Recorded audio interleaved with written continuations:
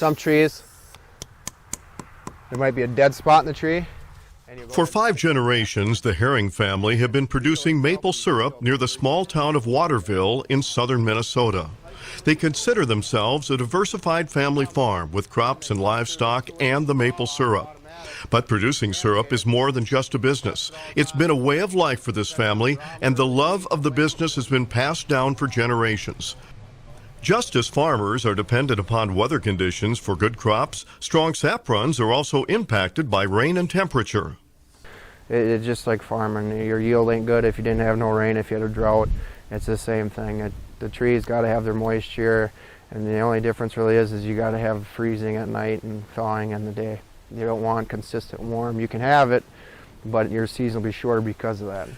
The Herrings no longer use taps and buckets to gather sap. Instead, they rely on miles and miles of plastic tubes and vacuum pumps to collect thousands of gallons of sap every day during the season. Last year, the Herrings produced about 12,000 gallons of syrup. Like many farmers, they are looking to new technology as a way to increase productivity. A lot of stuff actually, you don't even have to really check the woods. You can turn your pump on by your phone. You can, reset your pump, and then you got float switches and tanks like this, cameras. It's just, you got to get the technology. But we got enough guys right now, we can handle it. But if we get bigger, we're going to have to get into some more of that automated stuff. Over the years, I've done a lot of stories about family farming operations. This maple sugar farm certainly qualifies. It began in these woods with a father and their sons out collecting maple sap and turning it into maple syrup to eat on their farm.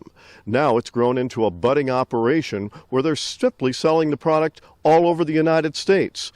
Think about a product that's non-GMO, organic, all natural, and tastes great. Maple syrup made right here in Minnesota. And they see opportunity with every woods that they drive by.